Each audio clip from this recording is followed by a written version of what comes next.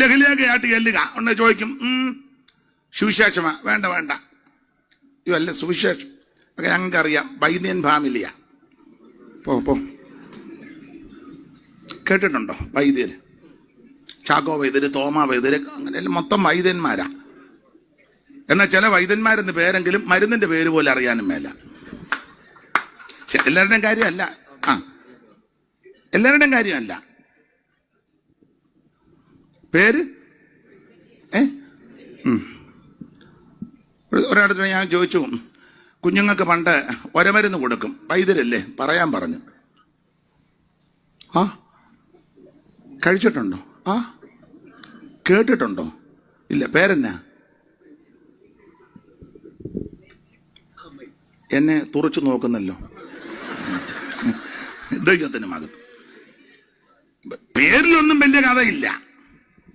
ചില വിഷയത്തിൽ കാസർഗോഡ് പണ്ട് ഒരു യോഗത്തിന്, ഇപ്പോൾ ഒരു വർഷങ്ങൾക്ക് മുമ്പ് യോഗത്തിന് പോയപ്പോൾ തീവണ്ടി ചെന്നിറങ്ങി, നല്ല ക്ഷീണം.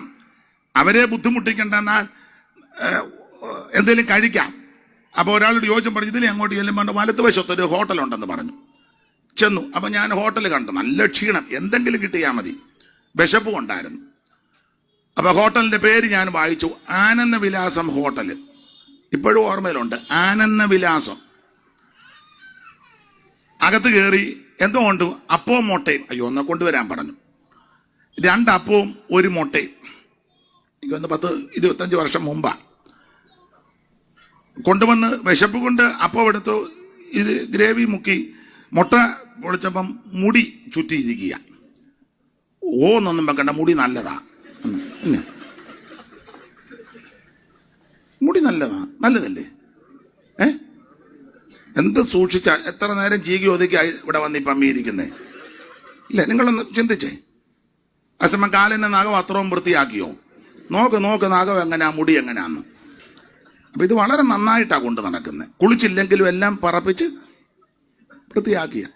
കുളിച്ചിട്ട് എത്ര ദിവസമായി ചിലര്? 2 പേര് പറഞ്ഞ് ഞാൻ കേട്ട്, ഒത്തിരി നാൾ കൂടി ഞാൻ തലയൊന്ന് കഴുകിയെന്ന്. ഞാൻ കേട്ടതാ, ഒത്തിരി നാൾ കൂടി ഇരുന്ന് എന്നാലും വൃത്തിയാക്കിയാ കൊണ്ട് നടക്കുന്നത്. അപ്പം ഞാൻ ഇത് ഒഴിച്ച മുട്ടയിലെ മുടി എനിക്ക് വലിയ വിഷയമൊന്നുമില്ല, ഞാനതങ്ങ് കളഞ്ഞു, മുടി അങ്ങ് കളഞ്ഞു. പക്ഷേ അപ്പത്തിൽ കല്ല് കടിച്ചു, അത് ഇച്ചിരി ബുദ്ധിമുട്ടാണ്. പല്ലും പോയി, വലിയ പ്രയാസമായി. വിശപ്പും ഉണ്ട്. പക്ഷേ ആ കടിച്ചതങ്ങ് മാറ്റിയപ്പം വീണ്ടും എടുത്ത പിന്നെയും കല്ല് കടിച്ചു. പിന്നെ കഴിച്ചില്ല. വളരെ പ്രയാസമായി. എങ്കിലും അവിടെ ചെന്ന് മാനേജർ ഇരിപ്പുണ്ട്. ഇപ്പോൾ ഓർക്കുന്നു, മുറുക്ക് തുപ്പി കടവായി കൂടൊക്കെ ഒഴുകുക. ഷർട്ട് ഇട്ടിട്ടില്ല, ഒരു തോർത്ത്, അത് കരിക്ക് കുത്തിയിടാം. അപ്പം ഞാൻ പരിചയമില്ലാത്ത സ്ഥലവും ഒക്കെ ആണല്ലോ, സൂക്ഷിച്ച് വേണമല്ലോ പെരുമാറാൻ. ഞാൻ ചോദിച്ചോ, പറഞ്ഞു 23 രൂപ. അന്ന് 23 കൊടുത്തു. ലോകത്തിൽ ഇറങ്ങണമല്ലോ എന്നോർത്ത് ഞാൻ ചോദിച്ചു, പേരെന്തുവാ? പുള്ളി പറഞ്ഞു, സുന്ദരം പിള്ള. ഷർട്ട് ഇട്ടിട്ടില്ല, കരിക്ക് കുത്തിയിടാന്ന് പരുവത്തൊരു തോർത്ത്, മുറുക്ക് തുപ്പി കടവായി കൂടെ ഒഴുകി. അല്ല, ഇടയ്ക്കിടയ്ക്ക് പുള്ളി ഇങ്ങനെ വെക്കുന്നുണ്ട്. പേരെന്നാ? അങ്ങേരുടെ പേര് സുന്ദരം പിള്ള, ഹോട്ടലിന്റെ പേര് ആനന്ദ്. ഇത് രണ്ടും അവിടെ ഇല്ലെന്നുള്ളതാണ് സത്യം. എന്ന് പറഞ്ഞ പോലെ പേരെന്നാ? ചാക്കോ വൈദ്യൻ. ഒരു പേരങ്ങ് പറഞ്ഞതേ ഉള്ളൂ. എല്ലാവരുടെയും കാര്യമല്ല, പലർക്കും പേരേ ഉള്ളൂ. മോടെ പേരെന്നാ? മേഴ്സി. കൈ അറത്ത ഉപ്പ് തേക്കുകയല്ല. ഒരു ഇംഗ്ലീഷ് ഇരിക്കട്ടെ, മേഴ്സി. അതിന്റെ മീനിങ് പറ. അവിടെ ദയെന്ന് പറയുന്നത്, ഇവിടെ കരുണയെന്ന് പറയുന്നത്, രണ്ടും ഒന്ന് ആയിക്കോട്ടെ. പാസ്റ്റർ പറഞ്ഞ് എന്നെ ഉപദ്രവിക്കരുതെന്നായിരിക്കും. എനിക്കറിയാൻ പാടില്ലാത്തത് കൊണ്ട് ചോദിച്ചതാ.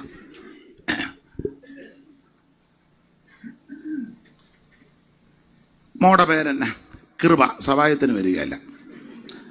അപ്പൊ പേരിനകത്ത് എല്ലാ പേരിലും വലിയ കഥയില്ലെന്നായി പറഞ്ഞ്. അപ്പൊ നമ്മൾ സുവിശേഷം പറയാൻ ചെല്ലുമ്പോൾ പറയും, വേണ്ട, ഞങ്ങൾ വൈദ്യൻ ഫാമിലിയാ, തേവലക്കര. പോ അവിടെ അങ്ങോട്ട് ചെല്ലും. അവിടെ ആരാ? അവിടെ ദാമോദരനും ഭഗീരഥിയും. ഉടനെ നമ്മൾ അങ്ങോട്ട് ചെന്നപ്പോൾ അവർ ചോദിച്ചു, ആ സുവിശേഷം ആണ്ട് അങ്ങോട്ട് ഇല്ല. ഇങ്ങനല്ലേ ഇപ്പൊ നടക്കുന്നേ. അപ്പൊ അതുകൊണ്ട് ആർക്കായി സുവിശേഷം? സുവിശേഷം ആര് കേൾക്കണം? വായിച്ചേ മോളെ, 49 സങ്കീർത്തനത്തിന്റെ 1 വാക്യം വായിച്ചു. സുവിശേഷം ആരാ കേൾക്കണ്ടേ? ഭാഗീരഥയാന്നോ, ശ്രീധരനാന്നോ, ദാമോദരനാന്നോ, ചാക്കോവൈദ്യനാന്നോ, തോമസ് വൈദ്യനാന്നോ, അതോ അബ്ദുള്ളയാന്നോ, നസീറാന്നോ? ആരാ കേൾക്കേണ്ടത്? ആമേ വായിരു മോളെ 49:1. സകല ജാതികളുമായുള്ളവരെ ഇത് കേൾക്കണം, എല്ലാവരും കേൾക്കണം. സകല ജാതികളും ആയുള്ളവര് ഈ ജാതി സമ്പ്രദായമൊക്കെ മനുഷ്യൻ ഒപ്പിച്ചോണ്ട് വന്നതാ. വേദപുസ്തകം പഠിപ്പിക്കുന്നത് ഭൂതലത്തിൽ നിന്നും കുടിയിരിക്കുവാൻ അവൻ ഒരുത്തനിൽ നിന്ന് മനുഷ്യജാതിയൊക്കെയോളം ആക്കി. ഇരിക്കുന്നതെല്ലാം ഒറ്റ ഒരുത്തന്റെയാ. നിങ്ങൾ അംഗീകരിക്കത്തുമില്ല, വിശ്വസിക്കത്തുമില്ലെന്ന് എനിക്കറിയാം. പിന്നെ ചുമ്മാ ഇരുന്ന് ഗ്ലോറി എന്നൊക്കെ പറഞ്ഞ് പടല് വെട്ടിക്കുക, വിശ്വാസം ഒന്നുമില്ലെന്ന് എനിക്കറിയാം. അതെ, ഇപ്പോഴും ചെല്ലു പറയത്തില്ല ഞങ്ങൾ ഇച്ചിരി കൂടിയതാ, അവരിച്ചിരി കുറഞ്ഞതാ, ഞങ്ങൾ ഒറിജിനലാ, മറ്റേത് മാർഗം കൂടിയതാ. അതാ പറഞ്ഞ നീ വിശ്വസിക്കുകയല്ലെന്ന്. പിന്നെ വേറെ വസ്തുവായിട്ട് ഇങ്ങനെ നെടുക നടക്കുന്നതല്ലാതെ വലിയ വിശ്വാസമൊന്നും ഇല്ല. ഇല്ലില്ല ഇല്ല, ഒറ്റയൊരുത്തന്റെ സന്തതിയാ. എന്നാൽ മനുഷ്യനാണ് ഈ ജാതി സ്പർദ്ധയെല്ലാം ഉണ്ടാക്കി വെച്ചത്. ഗുരുദേവൻ പറഞ്ഞത് ചോദിക്കരുത്, ജാതി ചോദിക്കരുതെന്ന. ആ ഭിക്ഷു ആ സഹോദരിയോടും അങ്ങനെ പറഞ്ഞ, ജാതി ചോദിക്കുന്നില്ല ഞാൻ സോദരി. അവള് പറഞ്ഞു ഞാൻ ചണ്ടാല സ്ത്രീയാ, എന്നോട് വെള്ളമൊക്കെ ചോദിച്ചതിന് എന്തിനാണ്? ഭൂതലത്തിൽ നിന്നും കൂടി ഒറ്റ ഒരുത്തിൽ നിന്നാ സകലതും. അപ്പോൾ മനുഷ്യനായി സ്പർദ്ധ ഉണ്ടാക്കി വെച്ചിരിക്കുന്നത്. ഒരു പ്രയോഗമുണ്ടല്ലോ, ബ്രാഹ്മണോകം നരേന്ദ്രോഗമാഡ്യോഗമെന്നിങ്ങനെ ാമ്രേഡിതം കലർന്നിടുന്ന ചാന്തരെ ജന്തുക്കൾ ഭക്ഷിച്ച് കാറ്റിച്ചു പോകിലും വെന്തു വെണ്ണീറായി ചമഞ്ഞു പോയിടിലും. അപ്പൊ ബ്രാഹ്മണ, ക്ഷത്രിയ, വൈശ്യ, ശൂദ്ര സംസ്കാരമൊന്നും ഞാൻ പറയത്തില്ല. അതാണോ സംസ്കാരം? മനുഷ്യനെ മനുഷ്യനായിട്ട് കാണണം, മനുഷ്യനെ ബഹുമാനിക്കണം. ജാതി നോക്കിയും മതം നോക്കിയും വർണ്ണം നോക്കിയും വർഗം നോക്കിയും കാശ് നോക്കിയും പത്രാസ് നോക്കിയും പ്രൗഢി നോക്കിയും ഒന്നുമല്ല, മനുഷ്യനെ മനുഷ്യനായിട്ട് കാണണം. ആട്ടെ, നമുക്ക് ആ വിഷയം വിട്ടേക്കാം. സകല ജാതികളും ഇത് കേൾക്കണം. അപ്പൊ എന്താണ് സുവിശേഷം? സുവിശേഷം യേശു ക്രിസ്തു. എന്തിനാ സുവിശേഷം? സകല മനുഷ്യനും രക്ഷപ്പെടാൻ. ആരാ ഇത് കേൾക്കേണ്ടത്? സകല ജാതികളും ഇത് കേൾക്കണം. സുവിശേഷം കേട്ടാലുള്ള ഗുണം എന്നെ മോളെ വായിച്ചു. 2:10 ലൂക്കോസ്. അറിവുള്ള വാക്യമാ, വായിച്ചു. ഇപ്പൊ ഈ ദിവസങ്ങളിലാണ് ഞാനിത് മിക്കടുത്ത് ഓർപ്പിക്കുന്നുണ്ട്. 2:10 വായിക്കൂ കുഞ്ഞേ. ദൂതൻ അവരോട് ഭയപ്പെടേണ്ട, സർവ്വജനത്തിനും ഉണ്ടാകുവാനുള്ള ഒരു മഹാസന്തോഷം. ദൂതൻ അവരോട് പറയുക, ഭയപ്പെടേണ്ട, സർവ്വജനത്തിനും ഉണ്ടാകുവാനുള്ള മഹാസന്തോഷം. ദൈവത്തിന് മഹത്വം. 8-ാം വാക്യത്തിൽ വായിക്കുന്നത് ആട്ടിടയന്മാര് അവിടെ വെളിമ്പ്രദേശത്തായിരുന്നു. വായിച്ച മോളെ. അന്ന് ആ പ്രദേശത്ത് ഇടയന്മാര് രാത്രിയിൽ ആട്ടിൻകൂട്ടത്തെ കാവൽ കാത്ത് വെളിയിൽ പാർത്തിരുന്നു. അപ്പം കണ്ണിക്കാനും തർക്കിക്കാനും ഒന്നുമില്ല, എന്നേക്കാൾ പഠിച്ചവരായി വിടിരിക്കുന്നത്. ഡിസംബർ 25 ഇപ്പൊ ഇവിടെ ക്രിസ്തുമസ്. വേറെ രാജ്യത്ത് ജനുവരി 7. ഇപ്പൊ യേശു ഓരോ മാസവും ജനിക്കണമെന്നുള്ളതാ. കേരളത്തിൽ വന്ന്, ഇന്ത്യ വന്ന് ഡിസംബർ 25 ജനിക്കണം. റഷ്യയിലൊക്കെ പോയി ജനുവരി. എന്റെ യേശുവേ, നിന്റെ ഗതികേട്. ആട്ടെ, സ്തോത്രം. നമുക്കിപ്പൊ തർക്കിക്കണ്ട. അപ്പം എന്തായാലും യേശു ജനിച്ചു. പഠിതാക്കളും ഇതിനെപ്പറ്റി നന്നായി പഠിച്ചവര് ഇന്നും ഞങ്ങളുടെ ചർച്ചിൽ ഒരാൾ പറഞ്ഞപ്പോൾ അത് ശരിയായിട്ട് കുറച്ചുകൂടെ പറഞ്ഞു. കർത്താവിന്റെ ദാസൻ ഡിസംബർ മാസം ജനിക്കാൻ സാധ്യതയില്ല. കാരണം ഇടയന്മാര് വെളിയിൽ കിടക്കുക. ഈ തണുപ്പത്ത് ആരാ വെളിയിൽ കിടക്കുന്നത്? ഒന്നുകൂടെ വായിച്ചേ മോളെ, 8-ാം വാക്യം. അന്ന് ആ പ്രദേശത്ത് ഇടയന്മാർ രാത്രിയിൽ ആട്ടിൻകൂട്ടത്തെ കാവൽ കാത്ത് വെളിയിൽ. ഈ തണുപ്പത്ത് ആരാ വെളി? ആരും കിടക്കുകയല്ല. അപ്പം മനസ്സിലായി കാണുമല്ലോ. 25 പിന്നെ ഒരു കണക്കിരിക്കട്ടെ. കാരണം എന്തെല്ലാം കാര്യങ്ങളാ ആൾക്കാർക്ക് ഈ ദിവസങ്ങളിൽ സാധിക്കുന്നേ. ഗവൺമെന്റിന് ലാഭം അറിയാമല്ലോ. എന്ത് മര്യാദരാമന്മാരായിട്ടാണ് നിൽക്കുന്നത് ഇല്ലേ? അതെ, വളരെ എന്ത് വിനയമാണെന്നറിയാമോ? അതേസമയം നമ്മളൊരു കല്യാണം നടത്തി അല്പം ദൈവദാസന്മാർ ശുശ്രൂഷ മുൻപോട്ട് പോയാൽ ഇവനെല്ലാം കടന്ന് മുണ്ടും മടക്കി കുത്തി ആരാടാം ഏതവനാടാം നിർത്തി. ഉടനെ വീട്ടുകാരോട് പക്ഷേ പെട്ടെന്ന് നിർത്തിക്കും. ഉടനെ ചെറുക്കനോട് പറയണ്ടേ, പെണ്ണിനോട് പറയണ്ടേ. പിന്നെ അവരെല്ലാം നേരത്തെ പറഞ്ഞായിരിക്കുന്നത് കൊണ്ട് അവർ പറയേണ്ടതെല്ലാം പറഞ്ഞു പോകേണ്ടിടത്തെല്ലാം പോയിച്ചാ വന്ന് അവരിയ്ക്കുന്നത്.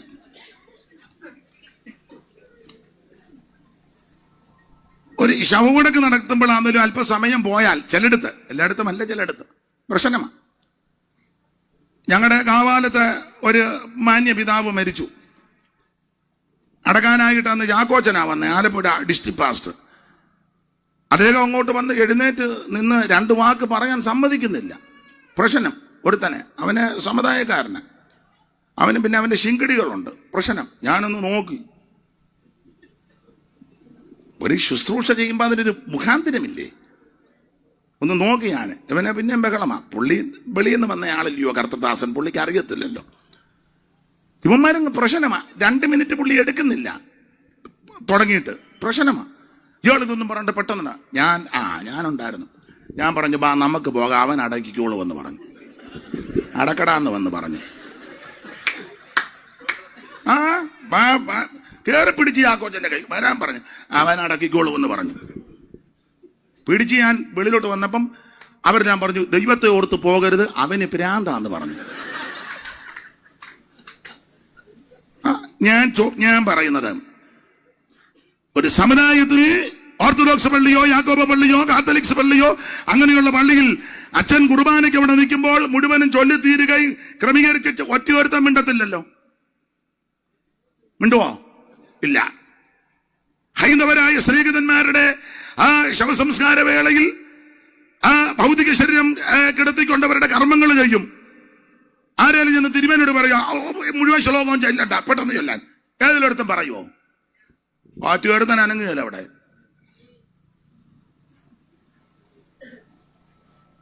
മുസ്ലിം സമുദായത്തിലുള്ളവരും അവരുടെ കർമ്മങ്ങൾ, അവരുടെ ആചാരങ്ങൾ അനുസരിച്ച് ഇത് ആരെങ്കിലും കയറി ഉടക്കുമോ?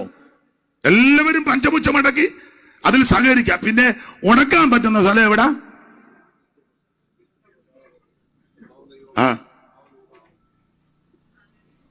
വരാൻ പറഞ്ഞു, അവൻ അടക്കിക്കൊള്ളൂ എന്ന് പറഞ്ഞു. അപ്പൊ പിന്നെ പ്രശ്നമായി. ഞാൻ പറഞ്ഞു ഞങ്ങൾ പ്രശ്നക്കാരല്ല, പ്രശ്നം ഉണ്ടാകാതിരി ഞങ്ങൾ പൊക്കോളാം, നിങ്ങൾ അടക്കിക്കൂ. അന്നേരം ഒരുത്തം വന്ന് പറഞ്ഞു നിങ്ങൾക്ക് പറയാവുന്നതെല്ലാം പറഞ്ഞാൽ ചടക്കിയാൽ മതിയെന്ന്.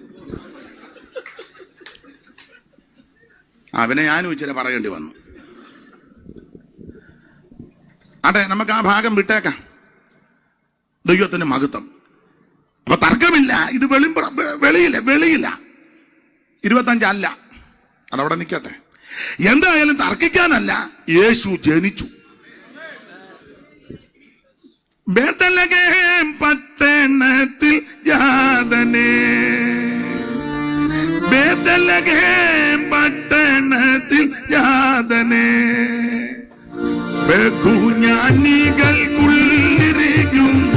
ജ്ഞാനികൾക്കുള്ളിരിക്കും വേദവേദാന്തനേ, ബേത്ലഹേം പട്ടണത്തിൽ ജാതനേ, കന്നി മരിയ പെറ്റ പൈതലേ, കന്നി മരിയ പെറ്റ പൈതലേ, എന്നും സ്തുതിപ്പവർക്ക്, എന്നും സ്തുതിപ്പവർക്ക് ഭയമേകും കാതലേ, ബേത്ലഹേം പട്ടണത്തിൽ ജാതനേ, ബേത്ലഹേം പട്ടണത്തിൽ ജാതനേ. ദൈവത്തെ സ്തുതിക്ക്. അപ്പോൾ യേശുക്രിസ്തു ബേത്ലഹേമിൽ ജനിക്കുമെന്ന് മീകാ പ്രവചിച്ചല്ലോ. ജനിച്ചു. തർക്കിക്കാനൊന്നുമില്ല, തർക്കിക്കാൻ വിജയിക്കത്തുമില്ല. യേശു ജനിച്ചു. ബേത്ലഹേം വായിച്ചേ മോളെ, മീകാ 5:2. അറിവുള്ള വാക്യമെങ്കിലും വായിച്ചു. പെട്ടെന്ന് വായിക്കും. നീ ബേത്ലഹേം എഫ്രാത്തെ, നീ നീ യഹൂദാ സഹസ്രങ്ങളിൽ ചെറുതായിട്ടിരുന്നാലും ഇസ്രായേലിന് അധിപതിയായിരിക്കുന്നവൻ എനിക്ക് നിന്നിൽ നിന്ന് ഉത്ഭവിച്ചു വരും. നീ ഇസ്രായേൽ സഹസ്രങ്ങളിൽ ചെറുതാ. എന്റെ വിഷയമല്ലെങ്കിലും ഒരു നടത്തിപ്പിൽ അങ്ങ് പോവുക. ദൈവത്തിന്റെ മഹത്വം. മീഖാപ്രവചനത്തിലെ പ്രതിപാദ്യ വിഷയം തന്നെ നമുക്കറിയാം. സ്തോത്രം. ന്യായപതിയുടെ ദൂതൊക്കെ പറയുന്നുണ്ട്. മീഖാപ്രവചനത്തിലെ പ്രധാനപ്പെട്ട വാക്യമാ 6-ാം അധ്യായത്തിന്റെ 8-ാം വാക്യം. 6:8 വായിച്ചോ മോളെ.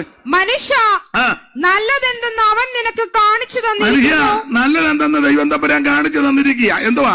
ന്യായം പ്രവർത്തിപ്പാനും. ഒന്ന് ന്യായം പ്രവർത്തിക്കണം, ദയാതൽപരനായിട്ടിരിക്കണം. പിന്നെ നിന്റെ ദൈവത്തിന്റെ സന്നിധിയിൽ നിന്നെ തന്നെ താഴ്മയോടെ നടപ്പാനും. ഇത്ര ഉള്ളു ദൈവം ഇഷ്ടപ്പെടുന്നത്. ന്യായം പ്രവർത്തിക്കണം, ദയാതൽപരനായിരിക്കണം, ദൈവസന്നിധിയിൽ താഴണം. ന്യായം, അന്യായത്തിന് കൂട്ടു നിൽക്കരുത്. ചേട്ടന്റെ അനിയന്റെ വസ്തു ഒന്നും അടിച്ചു മാറ്റരുതെന്നായി പറഞ്ഞത്. ചേട്ടനോ അനിയനോ പെങ്ങളോ ഒക്കെ അമേരിക്കയിലോ ഗൾഫിലോ അവരവിടെ പോയി ഇനി മേരികയല്ല. എന്നാ പിന്നെ എങ്ങനെയും കള്ളയാധാരം ഉണ്ടാക്കി അപ്പച്ചൻ ചാകാനായിട്ട് ഇങ്ങനെ വിരല് പിടിച്ച് അമ്മക്ക് ഉപ്പും മേടിച്ചു. നീ ശരിയാകുകയല്ല. അങ്ങനെയുള്ള വിദ്വാന്മാരെ എനിക്കറിയാമെന്ന്. ഞാൻ പേര് പറയണോ ജോസ് മാസ്റ്ററെ? വേണ്ട, ആട്ടെ. ഉണ്ടെന്ന്, വലിയ വിദ്വാന്മാരുണ്ടെന്ന്. എടാ, ചേട്ടനുള്ളതാന്നേലും അനിയനുള്ളതാന്നേലും പെങ്ങൾക്കുള്ളതാന്നേലും കൊടുക്കേണ്ടത് കൃത്യം കൊടുക്കണം. അടിച്ചു മാറ്റിയാൽ നിനക്ക് നിന്റെ സന്തതിക്കും ഗുണം വരികയില്ല. കൈ വെടിപ്പായിരിക്കണം. കൈ മലർത്തുമ്പോ ഇതിനകത്ത് ആകൃതി ഒന്നും കാണരുത്. പർവ്വതത്തിൽ ആര് കേഴുമെന്ന് ചോദിച്ച ആൻസർ പറഞ്ഞു, വെടിപ്പുള്ള കയ്യെ. ഏണി വച്ചൊന്നും കയറുന്ന തലവല്ലത്. എന്നെ എല്ലാവർക്കും ഒരു അരുതാഴിയെ പോലെ. ഞാൻ ഇച്ചിരി സമയം കൂടെ എടുത്തോട്ടെ. ആട്ടെ. പോലീസ് വരിക എന്നെ പറ, അയാളെ പിടിച്ചോണ്ട് പൊക്കോളാൻ പറ. നിങ്ങളങ്ങ് പൊക്കോ. എത്ര ഉള്ളു. ഞങ്ങളെ കോവിഡിന്റെ സമയത്ത് യോഗം നടത്തി. അപ്പം ഭയങ്കര പ്രശ്നമുള്ള സമയമാണ്. നിങ്ങൾ ഇനി അത് പറഞ്ഞ് തർക്കം ഉണ്ടാക്കണ്ട. ഇങ്ങോട്ട് നോക്കി ഇനി അത് പറഞ്ഞ് വേണ്ട. രണ്ടുപേരെ ഞാൻ മാറ്റിയിരുത്തും. അപ്പൊ വലിയ പ്രശ്നമായപ്പം ന്യൂസ് വന്ന് നാളെ ആരും കൂടരുത്. അപ്പോൾ ഒരുത്തൻ എന്നെ വിളിച്ച് പറഞ്ഞു, ഇന്ന് പോലീസ് വരുമെന്ന് പറഞ്ഞു. പോലീസ് ഇവിടെ വരും. ഞാൻ പറഞ്ഞടാ, പോലീസ് വരുമ്പം ഞാൻ വാതൊക്കെ എന്ന് പറയണം, എൻ്റെ പൊന്നു സാറേ, അയാൾ ഒറ്റ ഒരുത്തനാന്ന് എന്നെ ചൂണ്ടിക്കാണിക്കണം. നീ എന്നിട്ട് ഒറ്റ ഓട്ടോ ഓടിക്കണം നിന്റെ മെമ്പളെയും വിളിച്ചോണ്ട്. അയാളാന്ന് പറഞ്ഞേക്കണം എന്നെ. അവിടെ പോലീസൊന്നും വന്നില്ല. ന്യായമായ ചില കാര്യം പറയട്ടെ. ന്യായമാണെന്ന് അംഗീകരിച്ചാൽ മതി. ന്യായം പ്രവർത്തിക്കണമെന്നാണല്ലോ. ചില ഇടങ്ങളിൽ ചെല്ലുമ്പോൾ റോഡ് ബ്ലോക്ക് ആക്കിയാണല്ലോ പരിപാടി നടക്കുന്നേ. ഇപ്പോഴും ഞാൻ തിരിച്ചു വിട്ടില്ലേ? പോലീസില്ലേ അവിടെങ്ങും? അല്ല, പോലീസ് നിന്നാണല്ലോ കാണിക്കുന്നു പോകാൻ.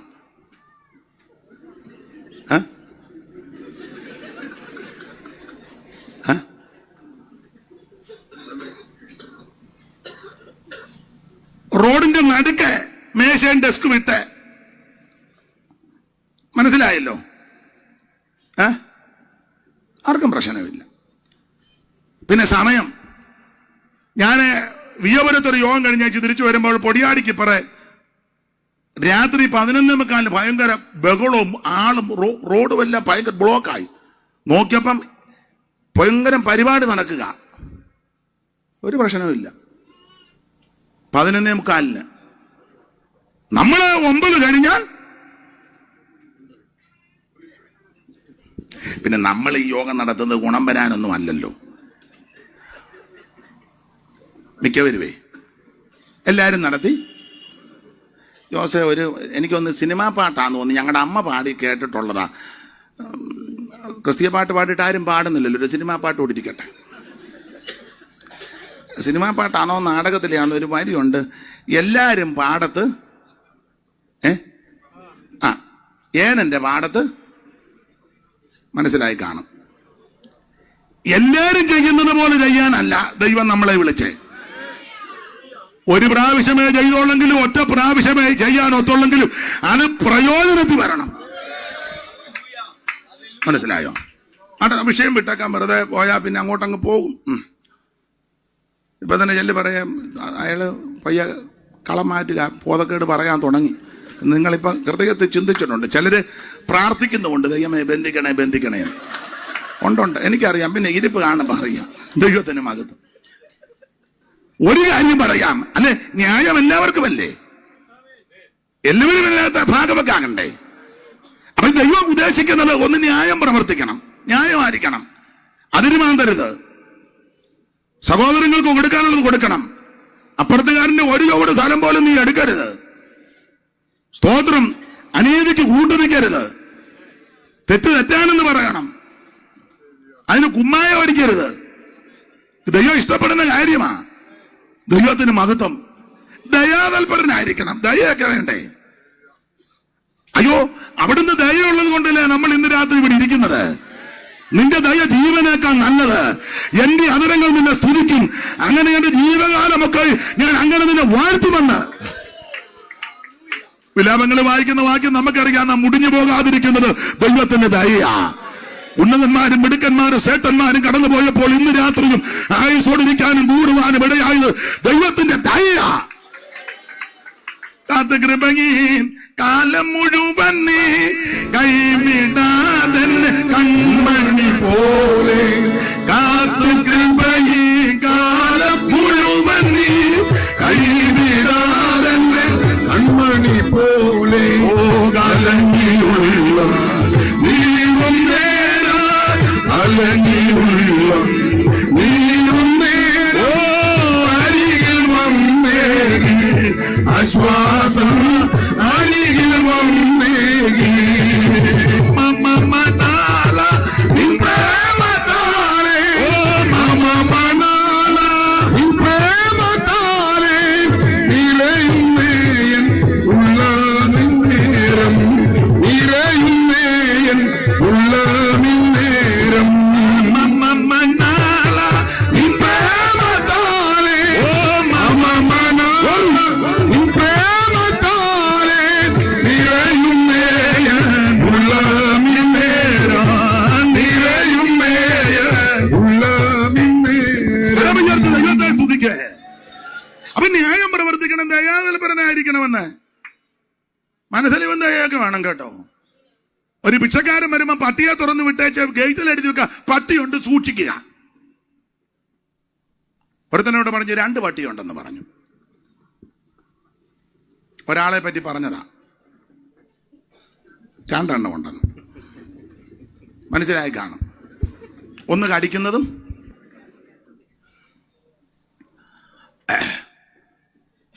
എടാ ഭിക്ഷക്കാരനാ വരുന്നെങ്കിൽ 10 രൂപ കൊടുക്കണ്ടേ? കൊടുക്കണം. രാവിലെയാ വരുന്നെങ്കിൽ എന്തുവാ ജോസേ, എന്തുവാ, എന്നാ പറ്റി, തെറ്റിച്ചോ ഞാൻ? പിന്നെ പോണമെന്ന് പറയാമോ? മോണിറ്റർ എനിക്ക് അനുകൂലമല്ലേ? അതങ്ങനെ വേണം. പിന്നെ എനിക്ക് അനുകൂലമാ, എന്നാ പറഞ്ഞു. അപ്പൊ ശ്രദ്ധിക്കുക, ഒരു കരുണ വേണ്ടേ, കരുണ വേണ്ടേ, ദയ വേണ്ടേ? അവിടുന്ന് ദയ ഉള്ളത് കൊണ്ടല്ലേ നമ്മൾ ഇന്ന് രാത്രി ഇവിടെ ഇരിക്കുന്നേ. ഇളച്ചു കൊടുത്തപ്പം മറ്റവനിഞ്ഞോട്ട് അവന്റെ കൊങ്ങായി കയറി പിടിച്ചു. ഇളച്ചിഞ്ഞോട്ട് കൊടുത്തു വിട്ടതേ ഉള്ളൂ.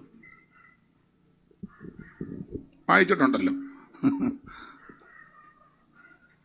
ദൈവത്തിന്റെ ദയ നമുക്കും അങ്ങനെ ഉണ്ടായിരിക്കണം. ദയാതൽപരരായിരിക്കണം. രാവിലെ ഒരാൾ വന്നാൽ കട്ടൻ കൊടുക്കണം. ഉണ്ടെങ്കിൽ എടുക്കട്ടെ, ഇടണോ? കുടിച്ചാച്ചായിരിക്കും വന്നേക്കുന്നത് അല്ലയോ? ഇതൊക്കെയാണ് അതിന്റെ മര്യാദ. ഉച്ചസമയത്താ വരുന്നെങ്കിൽ ഉള്ളതിന്റെ വിഹിതം കൊടുക്കണം. കഴിച്ചില്ലെങ്കിലും കൊടുക്കണം. കൊടുക്കണം. ഞാന് നല്ല പ്രാഗൽഭ്യം ഉള്ളത് കൊണ്ടാണ് ഇത് പ്രസംഗിക്കുന്നത്. ആളിനെ കാണുമ്പോൾ എടുത്തോണ്ട് അകത്തോട്ട് ഓടി പാത്തിരിക്കുകയല്ല. ആരാണ്ട് വരുന്നെടുത്തു.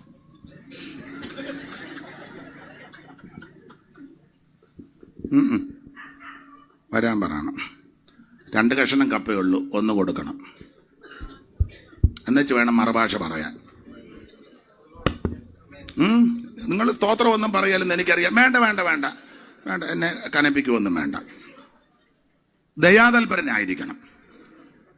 ദൈവസന്നിധിക്ക് താഴണം. അഹങ്കാരം ഒന്നും പാടില്ല. അഹങ്കാരമൊക്കെ കണ്ടതല്ലേ? കോവിഡിന്റെ സമയത്തും വെള്ളപ്പൊക്കത്തിന്റെ സമയത്തും വെള്ളപ്പൊക്കം. അയ്യോ, ഞാൻ എപ്പോഴും പറയുന്നതാ.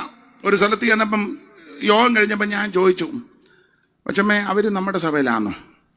പിന്നെ നമ്മുടെ സഭയില. നിർത്തുന്നതിന് മുന്നേ ഞാൻ ആ ഭാഷ പറയുന്ന പിണങ്ങരുത്. അവര് പറഞ്ഞത് പറയുക. എനിക്കത് പറയാൻ താല്പര്യം ഉണ്ടായിട്ടല്ല. അവര് പറഞ്ഞത് അതുപോലെ പറയാം, എന്നല്ലേ മനസ്സിലാവുള്ളൂ. ഞാൻ നിങ്ങളുടെ സഭയിൽ ഓ മരക്കാന്മാരാണ് എന്നോട് പറഞ്ഞതാ.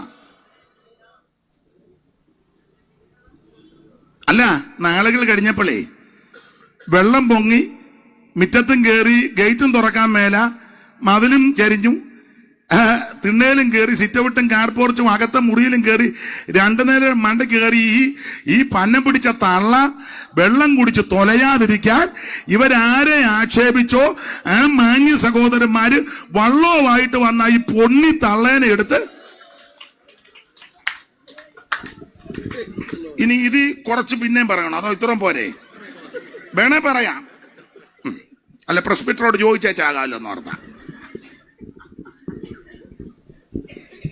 അഹങ്കരിക്കരുത് നീ, ദൈവം പിടിക്കും.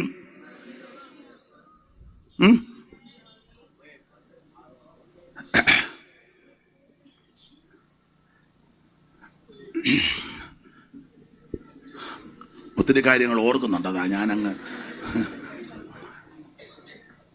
അല്ല, ഇത് പറയുന്ന തന്നെ എന്തിനാ പറയുന്നേ? ഒരു സുവിശേഷ വേലക്കാരി ഉള്ള കാര്യാ, കാരണം കൊമ്പുണ്ട്. സുവിശേഷ വേല കാരി. അവര് പെയ്ത്തോമില്ല, അവള് താമസിക്കുന്നതിന്റെ തൊട്ട് താഴെ അവര് CSI പശ്ചാത്തലത്തിലുള്ള ഒരു മാന്യ കുടുംബം, ഉദ്യോഗസ്ഥരാ, പക്ഷെ ദൈവത്തെ ഭയമുള്ളവരാ, നല്ല പൊസിഷനിൽ. അവരുടെ മകൻ ഒരു പുരോഹിതനുമാണ്. അപ്പം ആ കൊച്ചമ്മ ഇടയ്ക്ക് ഈ കോളിലൊക്കെ യോഗത്തിന് വരും. നേരത്തെ ഇരുന്ന പാസ്റ്ററും കുടുംബവും അങ്ങ് പോയി, നല്ല അടുപ്പമായിരുന്നു. രണ്ടാമത് വന്ന കുടുംബം, അവൾ ഇച്ചിരി കേമിയ, ഇച്ചിരി ജാതിസ്പർദ്ധയുള്ളവളാ. അങ്ങനെ ചില അവളുമാരുണ്ടല്ലോ, ഉണ്ടെന്ന് പേര് പറയണേ, പേര് പറയാം. അപ്പോൾ ഒരിക്കൽ പിള്ളേരുമായിട്ട് അങ്ങോട്ട് ഇറങ്ങിയപ്പോ താഴത്തെ CSI കാരി, ആ മാന്യ മാതാവ് റിട്ടയർഡായി. അവര് പറഞ്ഞു, അയ്യോ കുഞ്ഞുങ്ങളുമായിട്ട് വാ, ചക്കപ്പഴം തരാന്ന് പറഞ്ഞു. ചക്കയുടെ സമയമാണ്. ആദ്യമായിട്ടും ഉടനെ അവള് പറഞ്ഞു, പിള്ളേർ ചക്ക കഴിക്കുകയല്ല. ചക്ക കഴിക്കാതെയല്ല, ആ വീട്ടിൽ നിന്ന് ഇവര് കൂടിയതല്ലേ മറ്റവര്. മനസ്സിലാകുന്നില്ലേ? നിങ്ങൾ പിന്നെ പൊട്ടമാടത്ത് ഇരിക്കും പോലെ ഇരിക്കുന്നേ.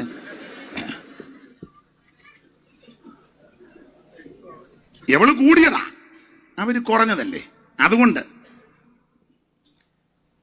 അത് കഴിഞ്ഞ് മുകളിലൊരു വീട്ടിൽ ചെന്ന് അവരോട് പറഞ്ഞു, സ്തോത്രം, പിന്നെ ചക്ക കഴിക്കാൻ വിളിക്കും, ഞങ്ങൾ ചക്കച്ചുള, ഞങ്ങളൊന്നും ഇങ്ങനെയുള്ളവരുടെ വീട്ടിൽ കയറി വേലയാ. അവളിപ്പോഴും ഉണ്ട്. ഇവളൊക്കെ ശുശ്രൂഷിക്കുന്ന ഏരിയയിൽ വെള്ളിടി വിട്ടു. വെള്ളിടി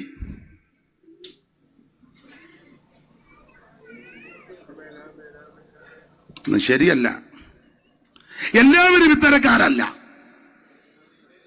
അല്ല, മര്യാദക്ക് ജീവിക്കുന്നവർക്കും കൂടെ ഈ കോടാലിയെല്ലാം എന്ത് ദോഷമാണെന്നറിയാവോ? എത്ര മാന്യ കർത്തൃദാസിമാര്, എത്രയോ അന്തസ്സുള്ള, മാന്യരായ, സമർപ്പണമുള്ള, വിനയമുള്ള, വിധേയത്വമുള്ള എത്രയോ ബഹുമാന്യ സ്ത്രീകളുണ്ട്. അവരെ ഓർത്ത് ദൈവത്തെ സ്തുതിക്കുക. എല്ലാരും മോശക്കാരുമല്ല, ഉണ്ട് ഇതിനിടയിൽ. ഇങ്ങനെ അഹങ്കാരം പാടില്ല. അല്ല, ഞങ്ങൾ അങ്ങനൊന്നും കഴിക്കത്തില്ല. എന്നിട്ട് വെള്ളം പൊങ്ങിയപ്പം ഞാൻ കണ്ടതല്ലയോ പണി തട്ടിപ്പറിക്കുന്ന. അവൾ ഈ ചിക്കൻ മാത്രമേ യൂസ് ചെയ്യുള്ളൂ. മോളെ പറ്റി ചിക്കൻ. അച്ചായനോ, അയ്യോ ഡാഡി മട്ടന് കുട്ടൻ തിന്നവനാ, അവനിപ്പോ മട്ടന്. മോനെ അവന് ഈ ബീഫ് ഒത്തിരി ട്രൈ ആകാതെ ഒലത്തി കൊടുക്ക് കൊല്ലത്തി കൊടുക്ക. വെള്ളം പൊങ്ങിയപ്പോഴോ മട്ടനും വേണ്ട, ചിക്കനും വേണ്ട, ഒലത്തും വേണ്ട, മണ്ണ് തട്ടിപ്പോ മണ്ണും പഴവും. കണ്ടതല്ലേ ഇതൊക്കെ? കണ്ടതല്ലേ? ഞാൻ നല്ല ഡ്രസ് ഇടാതെ എങ്ങും, എനിക്ക് എവിടെയും പോണേ പുതിയ ചുടിദാറല്ലേ, സാരി, ഷർട്ട്. ഞാൻ വാൻ ഹുസൈനെ ഇവിടെ വെള്ളം പൊങ്ങിയപ്പോ ഒരു അന്തേം തള്ളയും കൂടെ ഹെലികോപ്റ്ററും കണ്ട് വന്ന് കയറ്റി. അയാൾക്ക് അടിവസ്ത്രം പോലും ഇല്ലെന്നാ തള്ള വിളിച്ച് പറഞ്ഞത്. ഞാനും കേട്ടതാ ഫോണിൽ കൂടെ. കേട്ടില്ലേ അതൊന്നും?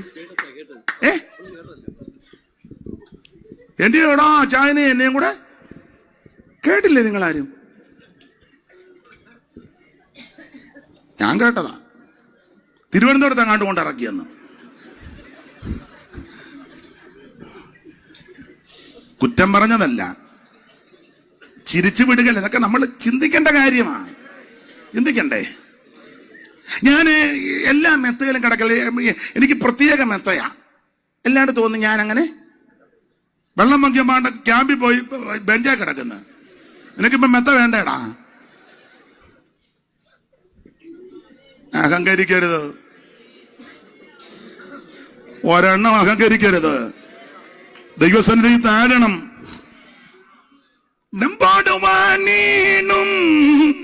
ധനാഢ്യർ സാധുക്കളായോരും ഡംബോട് വാണിടും. ധനാഢ്യർ സാധുക്കളായോരും എല്ലാരും അന്ത്യ ഒരുപോലെ ലോക. എല്ലാരും അന്ത്യ ഒരുപോലെ ലോകം ഇല്ലാതെ വെടിഞ്ഞിടും. നീയതു മറക്കാതെ. എല്ലാരും അന്ത്യ ഒരുപോലെ ലോകം. എല്ലാരും അന്ത്യ ഒരുപോലെ ലോകം ഇല്ലാതെ വെടിഞ്ഞിടും.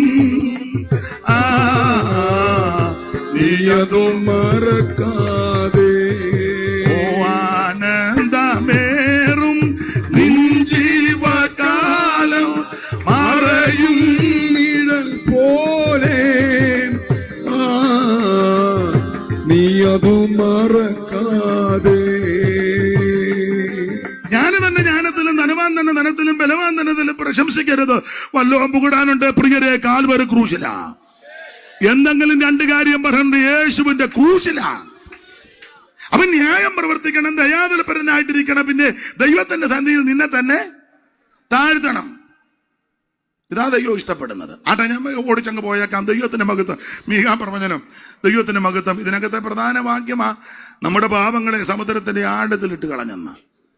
അതാ അവിടുത്തെ ക്ഷമ, പാപം പരിഹരിക്കുന്ന വിധം. ഇതുപോലൊരു ദൈവം വേറെ ആരുണ്ട്? മീക എന്ന വാക്കിന്റെ അർത്ഥം ദൈവത്തോട് സമനായിട്ട് ആരുണ്ടെന്നാ. ദൈവത്തോട് സമനായിട്ട് ആരുമില്ല. അവിടത്തേക്ക് തുല്യം പറയാൻ ആരേലും ഉണ്ടോ? ആരുമില്ല. എങ്ങനെ തുല്യം പറയാൻ? ഇതുപോലെ പാപം ക്ഷമിക്കുന്ന വേറെ ആരിലും ഉണ്ടോ? വേറെ ആരുമില്ല. സകല പാപവും. ഇതുപോലെ ദീർഘക്ഷമയുള്ള വേറെ ആരിലും ഉണ്ടോ? ഇല്ല. അതിന്റെ തെളിവല്ലേ നമ്മൾ ഇന്നും രാത്രി വന്ന് കുത്തിയിരിക്കുന്നേ. അതിന് വ്യാഖ്യാനിക്കുമെന്ന് വേണ്ട, നമ്മളെ തന്നെ അങ്ങ് പറഞ്ഞാൽ മതി. യോ ദീർഘക്ഷമയുണ്ടേ. അതെ, സ്തോത്രം. ഇതുപോലെ വേറൊരു ദൈവം ഇല്ല. ദൈവത്തിന്റെ മഹത്വം.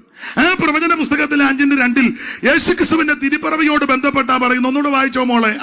നീയോ ബേത്ലഹേം എഫ്രാത്തേ, നീ യഹൂദാ സഹസ്രങ്ങളിൽ ചെറുതായിരുന്നാലും ഇസ്രായേലിന് അധിപതിയായിരിക്കേണ്ടുന്നവൻ എനിക്ക് നിന്നിൽ നിന്ന് ഉത്ഭവിച്ചു. നീ ചെറുതാ. അങ്ങനെ അടിച്ചേക്കുന്നേ. യഹൂദാ സഹസ്രങ്ങളിൽ നീ ചെറുതാ. പക്ഷേ യേശു ക്രിസ്തു അവിടെ ആയിരിക്കും ജനിക്കുന്നത്. നിങ്ങൾ വേദപുസ്തകം പഠിച്ചേ. ജനിച്ചു കഴിഞ്ഞപ്പം ചെറുതെന്നല്ല പറഞ്ഞ, വലുതെന്ന. വായിച്ചേ മോളെ, മത്തായി സുവിശേഷം 2-ാം അധ്യായത്തിൻ്റെ 4 മുതൽ അങ്ങോട്ട് വായിച്ചാൽ മതി. ഇൻവെർട്ടർ കോമായിക്കകത്തിട്ടിരിക്കുന്ന എൻ്റെ തൊട്ട് മേളിലത്തെ വാക്യം മുതൽ വായര്. ശാസ്ത്രിമാരെയും മഹാപുരോഹിതനെയും വിളിച്ചല്ലോ ഹെരോദാവ്. 2-1 മുതൽ വായിച്ചോ, ഇനി തപ്പണ്ട. യഹൂദ രാജാവിന്റെ കാലത്ത് ഹെരോദ രാജാവിന്റെ കാലത്ത് ആട്ടെ, മോള് വായിക്കേ. യേശു യഹൂദയിലെ ബേത്ലഹേമിൽ ജനിച്ച ശേഷം കിഴക്ക് നിന്ന് വിദ്വാൻമാർ യെരൂശലേമിലെത്തി. കിഴക്ക് നിന്ന് വിദ്വാൻമാരെല്ലാം കിഴക്കാന്നല്ലോ.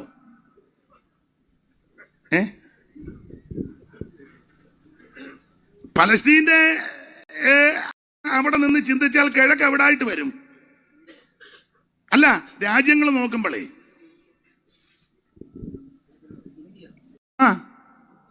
ചൈനയും ഇന്ത്യയും പാകിസ്ഥാനും ഒക്കെ കിഴക്ക് ഭാഗമാണ്. കുറച്ച് അതിനല്ലേ പറഞ്ഞത് ഒത്തിരി കിഴക്കോട്ട്. ഏതാണ്ട് ഈ നമ്മുടെ ഇന്ത്യ രാജ്യം കിഴക്ക. വിദ്വാൻമാരല്ല.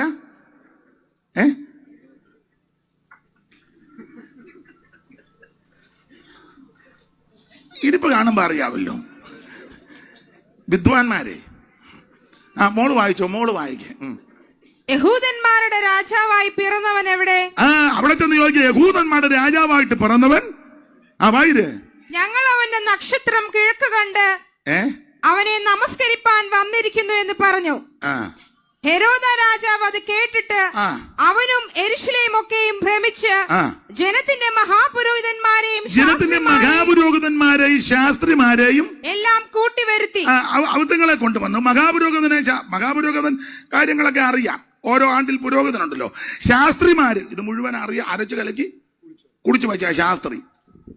കടുത്തലൊക്കെ അതിന്റെ ഓരോ വർഷം 20 വർഷവും കണ്ടു കഴിയുമ്പോഴാണ് പട്ടം കൊടുക്കുന്നല്ലേ. തൂക്കിയിട്ടിട്ടുണ്ട്. നമ്മുടെ ആൾക്കാർക്ക് ഡോക്ടറേറ്റ് കിട്ടും പോലെ. നമ്മൾ വീട്ടിൽ ചെല്ലുമ്പോൾ നിരത്തി വെച്ചിരിക്കുക. പുസ്തകക്രമം പോലും ചിലതിനറിയാൻ മേല. അത് വേറൊരു വിഷയം, പോട്ടെ. ഇവര് നന്നായിട്ട് അറിയാം. ശാസ്ത്രിമാര് അവരെ വിളിച്ചു. മഹാപുരോഹിതന്മാരെ ശാസ്ത്രിമാരെ വിളിച്ചു. അടുത്തത് ക്രിസ്തു എവിടെയാകുന്നു ജനിക്കുന്നത് എന്ന് അവരോട് ചോദിച്ചു. പുള്ളിക്ക് ഇതിനെപ്പറ്റി വെളിവില്ല. വെളിവുള്ളവനാണ് ചോദിക്കുന്നത് എവിടാ ജനിക്കുന്നത്. അടുത്തത് അവർ അവനോട് ഉടനെ മഹാപുരോഹിതന്മാരും ശാസ്ത്രിമാരും രാജാവിനോട് പറയുകയാ, യഹൂദയിലെ ബേത്ലഹേമിൽ തന്നെ. അടുത്തത് യഹൂദ്യ ദേശത്തിലെ ബേത്ലഹേമേ, നീ യഹൂദ്യ പ്രഭുക്കന്മാരിലോട്ടും ചെറുതല്ല. മീക പറഞ്ഞിരിക്കുന്നത് ചെറുതാന്ന. പക്ഷേ ലോകരക്ഷകനാകുന്ന യേശു ക്രിസ്തുവിന്റെ തിരുജനനം കൊണ്ട് ഈ ചെറുപ്പം മാറി വലുപ്പത്തിലേക്ക് വരിക. ഇന്ന് രാത്രി നിന്റെ കുടുംബത്തിൽ നീ ചെറുതായിരിക്കും, സഹോദരങ്ങളിൽ നീ ചെറുതായിരിക്കും, ദേശത്ത് നീ ചെറുതായിരിക്കും, ചാർച്ചക്കാട് നടുവിൽ നീ ചെറുതാ. പക്ഷേ യേശു നിന്റെ ഹൃദയത്തിൽ ജനിച്ചാൽ, യേശു നിന്റെ ഉള്ളത്തിൽ ജനിച്ചാൽ, നിന്റെ അരാജകത്വവും പരാജയവും തകർച്ചകളും മാറ്റി നിന്നെ ഉയർത്തുമെന്നായി പറഞ്ഞത്. അതാ യേശുവിന്റെ തിരുപ്പിറവിയുടെ വിശേഷത. മിക വായിച്ചത് ചെറുതാണ്. പക്ഷേ രക്ഷകന്റെ ജനനത്തോട് പറയാ, ചെറുപ്പമെല്ലാം മാറ്റി. ഒട്ടും ചെറുതല്ല. ദൈവത്തിന് മഹത്വം. നമ്മുടെ കർത്താവിന്റെ തിരുപ്പിറവി, തിരുജനനം എത്ര ശ്രേഷ്ഠമാ. ദൈവത്തിന് കന്യകാസുതനായി തരയിൽ വന്നുദിച്ച ധന്യനിമാനുവൽ ഇവൻ താനേ. കന്യകാസുതനായി തരയിൽ വന്നുദിച്ച ധന്യനിമാനുവൽ ഇവൻ താനേ. ഇവനെ ഇവനെ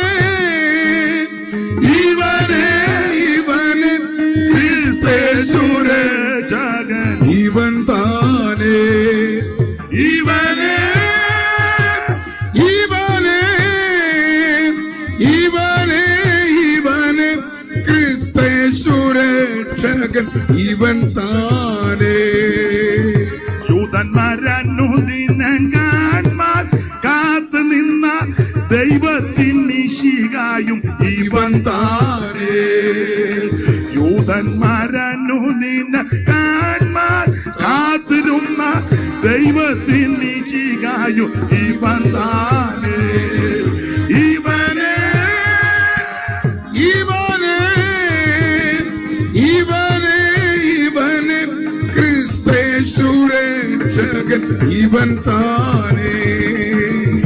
നിക്കുപിൻ ഇവനെ എന്നലറി ശത്രുഗണ ക്രൂശിപ്പാൻ കൊടുത്തോനും ഇവൻ താനേ.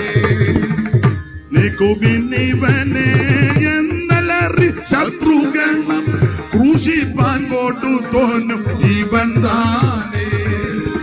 ഇവനെ ഇവനെ ഇവനെ ഇവനെ ക്രിസ്തേശുരെ ജഗനീവൻ താനേ. കരമുയർത്തി ദൈവത്തെ സ്തുതിക്ക്. യേശു ക്രിസ്തുവിന്റെ തിരുപ്പിറവി അവിടുന്ന് ജനിച്ചത് ബേത്ലഹേമില്ല, യഹൂദയിലെ ബേത്ലഹേം. അങ്ങനല്ലേ മോളെ? മോളെ വായിച്ചേ മോളെ വായിക്കേ. യഹൂദയിലെ ബേത്ലഹേമിൽ തന്നെ. യഹൂദയിലെ അതിനെ യഹൂദയിലെ ബേത്ലഹേം എന്ന് പറഞ്ഞേക്കുന്നേ. യഹൂദയിലെ ബേത്ലഹേം രണ്ടുണ്ട്. സെബുലൂൻ മക്കൾക്ക് അവകാശമായി കൊടുത്ത സ്ഥലത്തൊരു ബേത്ലഹേം ഉണ്ട്. അതിനാ എടുത്തു പറഞ്ഞത്. യോശുവയുടെ പുസ്തകം എടുക്കും മോളെ. 19 എടുത്തേ. 19ന്റെ 10 എടുക്ക്. പെട്ടെന്ന് സമയം പോകുന്നു. സെബുലൂൻ മക്കൾക്ക് കുടുംബം കുടുംബമായി മൂന്നാമത്തെ നറുക്ക് വന്നു. അടുത്തത് അവരുടെ അവകാശത്തിന്റെ അതിർ സാരീത് വരെ ആയിരുന്നു. അപ്പൊ ഇത് സെബുലൂൻ മക്കൾക്ക് കുടുംബമായി കിട്ടിയ നറുക്ക. എന്നിട്ട് പറഞ്ഞു വന്നിട്ട് ഇനി എല്ലാം വായിക്കാൻ നേരമില്ല, തന്നെയല്ല പേരൊക്കെ തെറ്റുകയും ചെയ്യും. അതുകൊണ്ട് മോള് ചിലപ്പോൾ പറയും ഇയാൾക്ക് വേറെ വാക്യം ഒന്നും വായിപ്പിക്കാനില്ലായിരുന്നു എന്ന്. അത് ഉറക്കെ പറഞ്ഞില്ലെങ്കിലും ഹൃദയത്തിലെങ്കിലും പറയും. അതുകൊണ്ട് മോളെയും കൂടെ ഞാൻ പരിഗണിച്ച് 14ാം വാക്യം മുതൽ വായിരും. പിന്നെ അതിർ ഹനാദോന്റെ വടക്ക് വശത്ത് തിരിഞ്ഞ് ഇഫ്താഹ് ഏൽത്താഴ്വയിൽ അവസാനിക്കുന്നു. അടുത്തത് കത്താത്ത്, നഹലാൽ, ഷിംറോൻ, ഇദല, ബേത്ലഹേം മുതൽ. അപ്പം സെബുലൂൻ മക്കൾക്ക് അവകാശമായി കിട്ടിയ സ്ഥലത്ത് ഒരു ബേത്ലഹേം ഉണ്ട്. അതുകൊണ്ടാണ് എടുത്തു പറഞ്ഞത് യഹൂദയിലെ ബേത്ലഹേം. സ്തോത്രം.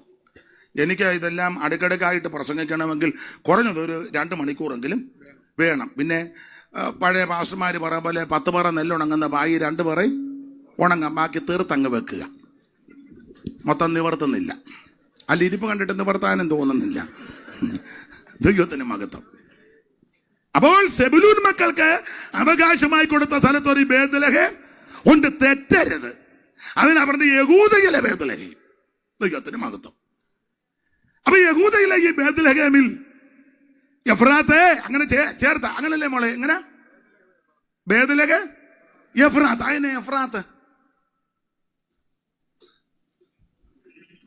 വിശദീകരിക്കുന്നില്ല. എഫ്രാത്ത് ഒരു സഹോദരിയായിരുന്നു. അവളങ്ങ് മരിച്ചുപോയി. അവക്ക് മുമ്പ് ഈ അസൂബ എന്ന് പറയുന്ന സഹോദരിയെ വിവാഹം കഴിച്ചത് കാലേബ്. വായിച്ചു. ദിനവൃത്താന്തങ്ങളുടെ 1-ാം പുസ്തകം എടുക്കാം. ഏതായാലും സമയം പോയി. പണ്ടൊരു തള്ള പറഞ്ഞ പോലെ ഏതായാലും മാമി നരകത്തിലാന്നാ കുറിച്ചിയും കൂടെ ചൂടാം. എന്നാ പിന്നെ ഏതായാലും സമയം പോയി. ഏതായാലും ചിലപ്പം പോലീസും വരും, എന്നെയും പിടിക്കും. എന്നാ പിന്നെ ഇത് പറഞ്ഞു വെച്ച് പിടിച്ചോണ്ട് പോട്ടെ. 2-ാം അധ്യായത്തിന്റെ ദിനവൃത്താന്തങ്ങളുടെ 1-ാം പുസ്തകം 2ന്റെ 19 മുതൽ വായിച്ചേ മോളെ. അസൂബ 13 മുതൽ വായിച്ചു. 18 മുതൽ 2ന്റെ 18. ഹെസ്രോന്റെ മകൻ കാലേബ് തന്റെ ഭാര്യയായ അസൂബയിലും എരിയോത്തിലും മക്കളെ ജനിപ്പിച്ചു. അടുത്തത് എരിയോത്തിലും സന്തതിയെ ജനിപ്പിച്ചു. അടുത്തത് അവളുടെ പുത്രന്മാർ ഏശർ, ശോബാബ്, അർദോൻ. അസൂബ മരിച്ച ശേഷം കാലേബ് എഫ്രാത്തിനെ പരിഗ്രഹിച്ചെന്ന് പറഞ്ഞാൽ വിവാഹം കഴിച്ച് കുടുംബജീവിതം നയിച്ചു. ആര് മരിച്ചു? അപ്പൊ കാലേബിന്റെ ആദ്യത്തെ ഭാര്യ അസൂബ അങ്ങ് മരിച്ചു. അസൂബ മരിച്ചു കഴിഞ്ഞപ്പോൾ എഫ്രാത്തിനെ വിവാഹം കഴിച്ചു. വായിരുമോളെ. അവൾ അവന് ഹൂരിനെ പ്രസവിച്ചു. അതാ ഹൂര് കൈത്താങ്ങിയല്ലോ. അവൾ അവനെ ഹൂരിനെ പ്രസവിച്ച ഇഷ്ടപ്പെട്ടില്ലെന്ന് തോന്നുന്നു. അവൾ അവന് ഹൂരിനെ പ്രസവിച്ചു. ആയിക്കോട്ടെ. അടുത്തത് ഹൂർ ഊരിയെ ജനിപ്പിച്ചു. ഊരി ബെസലേലിനെ ജനിപ്പിച്ചു. അറിയാവല്ലോ പേരുകളൊക്കെ. ഇനി വേറെ വാക്യം എടുക്കണം, നേരമില്ലാത്തത് കൊണ്ട് അത് അങ്ങ് വിടുക, എല്ലാം വിടുക. ഈ എഫ്രാത്ത് അസൂബയുടെ പിള്ളേരെ നന്നായിട്ട് ശുശ്രൂഷിച്ചെന്ന. എവള് പെറ്റതല്ല, അവള് പ്രസവിക്കാത്ത കുഞ്ഞുങ്ങളെയും കൂടെ എന്ന് പറഞ്ഞാൽ വേറുകൃത്യം കാണിച്ചില്ല. വേറുകൃത്യം കാണിക്കുന്നുണ്ട്. നമ്മുടെ മോക്ക് ബൂസ്റ്റ് ഇട്ട് കൊടുക്കുക, അപ്പുറത്തെ കൊച്ചിന് പാലും വെള്ളവും കൂടെ ചേർത്ത് കൊടുക്കുക. അങ്ങനെയുള്ളവരുണ്ട്, മിണ്ടുന്നില്ല. നമ്മുടേതിന് പാലും വെള്ളം കൊടുത്താലും അപ്പുറത്തേന് ആ ബൂസ്റ്റ് ഇട്ട് കൊടുക്കണ്ടേ. പിന്നെ ഞാൻ കുടിപ്പിക്കും.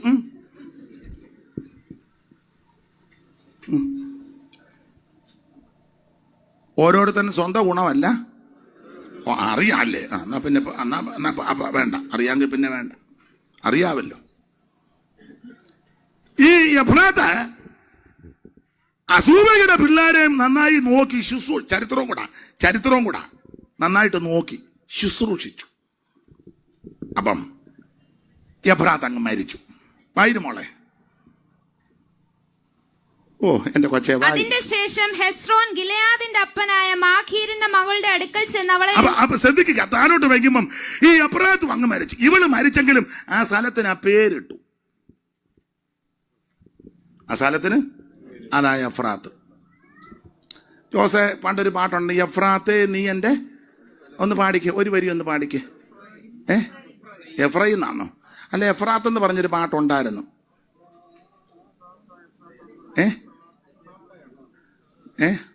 ഞാൻ എവിടെയോ കേട്ടതാ, അങ്ങനെ കണ്ടൊരെണ്ണമുണ്ട്. എഫ്രാത്ത, അങ്ങനുണ്ട്. ഞാൻ എൻ്റെ വരികളൊന്നും ഓർക്കുന്നില്ല, സമയം കളയണ്ട. അപ്പൊ എന്തായാലും എവള് മരിച്ചു കഴിഞ്ഞപ്പോൾ ആ സ്ഥലത്തിന് പേരിട്ടു എഫ്രാത്ത്. ഇതുകൂടെ ചേർത്താണ് മീക പറഞ്ഞിരിക്കുന്നത്. ഇനി 5:2 വായിരുമ്പോൾ യേശുക്രിസ്തുവിന്റെ ജനനമാണല്ലോ ആഘോഷിക്കുന്നത്. അതുകൊണ്ടാണ് ഇത് ഈ റൂട്ടിലൊന്ന് പോകുന്നത്. തന്നെയല്ല, നോട്ടീസിനകത്ത് ഒരു പദമുണ്ടാണ്, ക്രിസ്തുമസ്. അതാ അപ്പൊ അതിനോട് ചേർത്തങ്ങ് പോകാം. മര പറഞ്ഞല്ലയോ കൊടിയിടുന്നത്. വായിച്ചോ. നീയോ ബേത്ലഹേമേ. നിങ്ങൾക്കെല്ലാം വചനം അറിയാം. സ്തോത്രം. നിലവിളിയും ദുഃഖവും മനോവേദനയും ഒക്കെ നടന്ന സ്ഥലമാ ഈ എഫ്രാത്ത്, ബേത്ലഹേം. ഒരു വാക്യം വായിച്ചോ മോളെ. ഉൽപ്പത്തി പുസ്തകം 35-ാം അധ്യായം, അറിവുള്ള വാക്യം 35-ന്റെ 15 മുതലൊന്ന് വായിച്ചു. പെട്ടെന്ന് വായിച്ചു. ഉൽപ്പത്തി 35-ന്റെ 15 മുതൽ വായിച്ചു. ദൈവം തന്നോട് സംസാരിച്ച സ്ഥലത്തിന് യാക്കോബ് ബേഥേൽ എന്ന് പേരിട്ടു. അവർ ബേഥേലിൽ നിന്ന് യാത്ര പുറപ്പെട്ടു എഫ്രാത്തയിൽ എത്തുവാൻ അല്പദൂരം ഉള്ളപ്പോൾ റാഹേൽ പ്രസവിച്ചു. പ്രസവിക്കുമ്പോൾ അവൾക്ക് കഠിന വേദനയുണ്ടായി. അങ്ങനെ പ്രസവത്തിൽ അവൾ കഠിന വേദനയായിരിക്കുമ്പോൾ സൂതി കർമ്മിണി അവളോട്, ഭയപ്പെടേണ്ട, ഇതും ഒരു മകനായിരിക്കുമെന്ന് പറഞ്ഞു. എന്നാൽ അവൾ മരിച്ചുപോയി. ജീവൻ പോകുന്ന സമയം അവൾ അവന് ബെനോനി ദുഃഖത്തിന്റെ കണ്ണുനീരിന്റെ വേദനയുടെ പുത്രൻ എന്ന് അർത്ഥം വരുന്ന പേരിട്ട് ബെനോനി. സ്തോത്രം. ബെനോനി ജനിച്ച സ്ഥലമാ ഈ സ്ഥലം. അവിടെ ആ ലോകരക്ഷകൻ ജനിക്കുന്നത്. പശ്ചാത്തല ഭാഗമൊക്കെ വിസ്തരിച്ചാ പ്രസംഗിക്കേണ്ടത്. റേച്ചൽ ആന്റി റേച്ചൽ എന്നല്ലേ? ഇംഗ്ലീഷ് ഇരിക്കട്ടെന്ന് മലയാളം തന്നെ പറഞ്ഞ റാഹേല് കൊച്ചമ്മ, റാഹേലമ്മ. കൊച്ചുണ്ണി പോലും അമ്മാമ്മയുടെ ഒപ്പം ഒക്കത്തില്ല. ഏത് കൊച്ചുണ്ണി? കൊച്ചുണ്ണി വന്ന് പറയാം, അമ്മാമ്മേ എന്നെങ്കിലും കൂടെ ചില ബാലപാഠം മാറ്റുന്ന പെണ്ണുങ്ങള്. ഞങ്ങളുടെ ഒരു പെൺകുട്ടിയുണ്ട്, അവളെ കെട്ടിച്ചു വിട്ടു. എന്നാലും അവൾക്ക് വീട്ടിൽ വരുമ്പോൾ ഇവിടുന്ന് എന്തേലും കൊണ്ടുപോകണം. അവിടെ കൊച്ചുങ്ങളും അങ്ങനെ തന്നെ. ഒരിക്കൽ അവിടെ കൊച്ച് ഞാൻ പറഞ്ഞു, വലിയപ്പനോട് അമ്മയുടെ അപ്പനോട് ചോദിക്കാം, അപ്പച്ച ഇതെന്നതാ അപ്പച്ച? ഉടനെ അപ്പച്ചൻ പറഞ്ഞു, മോളെ ഇത് മീറ്ററാന്ന് പറഞ്ഞു. മീറ്റർ നമ്മുടെ കറണ്ടിൻ്റെ മീറ്റർ. ഉടനെ അവൾ പറയാം, അപ്പച്ച ഞങ്ങൾക്ക് മീറ്റർ ഇല്ല അപ്പച്ച, ഞാൻ കൊണ്ടുപോക്കോട്ടെ എന്ന്. എവിടെ തല്ലിയോ സന്തതി? അപ്പച്ച ഞങ്ങളുടെ വീട്ടിൽ മീറ്റർ ഇല്ല അപ്പച്ച, ഞാനിത് എങ്ങനുണ്ട്? അയ്യോ, അടിച്ചു മാറ്റാൻ ഉണ്ട്. സുനാമി കൂടുതൽ അടിച്ചത് ഇല്ല നമ്മുടെ ഇവിടെ ദ്വീപ് അല്ലെന്ന്. ഓ, ഇന്തോനേഷ്യയിൽ വേറൊരു സ്ഥലം കൂടെ ഉണ്ടായിരുന്നല്ലോ, ആൻഡമാൻസിലൊക്കെ. ആ, പിന്നെ സുനാമി അവിടെ അടിച്ചത്. മുണ്ടക്കയത്ത് ഒരാൾ 5 ഏക്കർ വസ്തു എഴുതിച്ചു സുനാമിയുടെ പേരിൽ. സുനാമി അടിച്ചത് ആൻഡമാൻസിനടുത്താണ് മുണ്ടക്കയം. അങ്ങനെ അടിച്ചു മാറ്റാൻ വിദഗ്ധരുണ്ട്. റേച്ചൽ ആന്റി അടിച്ചു മാറ്റാൻ വിദഗ്ധരാ. അപ്പന്റെ വീട് വിട്ടു പോന്നപ്പോൾ ഗൃഹബിംബം മോഷ്ടിച്ചത് ഒട്ടകക്കോപ്പിനകത്തിട്ട്. എന്ത് വിദഗ്ധമായിട്ടാ! ഈ മോഷണം ഒരു കലയാ കേട്ടോ, നമ്മളെ കൊണ്ടൊക്കത്തില്ല, ഒക്കുകയല്ല. വളരെ ബെണ്ടി ചോവ് എന്ന് പറയുന്ന ഒരുത്തൻ കലാപരമായിട്ട് തിരുവനന്തപുരത്ത് കയറിയത് പത്രത്തിൽ വായിച്ചതല്ലേ. എന്ത് കലാപരമായിട്ടാ! നമ്മളെ കൊണ്ടൊക്കുവോ? ഒരു കലയാ. മുണ്ടക്കയത്ത് പണ്ട് യോഗത്തിന് ചെന്നപ്പോൾ ഒരാളെ യോഗത്തിന് പരിചയപ്പെട്ടു, നല്ല ജെന്റിൽമാനെ. യോഗം കഴിഞ്ഞപ്പോൾ കൈ കൊടുത്തു. പേരെന്നാന്ന് ചോദിച്ചു, പേര് പറഞ്ഞു. അപ്പം ഞാൻ പുള്ളിയുടെ എടുപ്പും ഞാൻ ചോദിച്ചു ഏത് ഡിപ്പാർട്ട്മെന്റിലായിരുന്നെന്ന് ചോദിച്ചു. കണ്ടാ ചോദിച്ചു പോവും. എന്നാ പുള്ളി ചെറുതായിട്ടൊന്ന് ചിരിച്ചു. അയാൾ പറഞ്ഞു ഡിപ്പാർട്ട്മെന്റ് വേറെയാ. അയ്യോ, അതേതാ? പാസ്റ്ററോട് കള്ളം പറയാൻ ഒക്കത്തില്ലല്ലോ. തന്നെ യോഗം കഴിഞ്ഞാൽ ഉടനെ എങ്ങനെയാ കള്ളം? നേരത്തെ പോക്കറ്റടിയായിരുന്നു തൊഴിൽ. പക്ഷെ മാനസാന്തരപ്പെട്ടു, യേശുവിനെ അറിഞ്ഞു, അതെല്ലാം നിർത്തി, ദൈവം എന്നെ രക്ഷിച്ചു. അപ്പം ഞാൻ വളരെ വളരെ നന്നായിട്ട് ഇടപെട്ടതെന്ന് ഞാൻ ചോദിച്ചു, പോക്കറ്റടിക്ക് പോകുമ്പോൾ എങ്ങനെയാ പോകുന്നേ? പുള്ളി പറഞ്ഞു വെളുപ്പിനെ ഇറങ്ങുമെന്ന് പറഞ്ഞു. പ്രാർത്ഥിച്ചാച്ചാ ഇറങ്ങുന്നു. കർത്താവിയെ കടന്നു പോകുന്നു. അധികം തപ്പാറ നല്ല 2 പോക്കറ്റ്.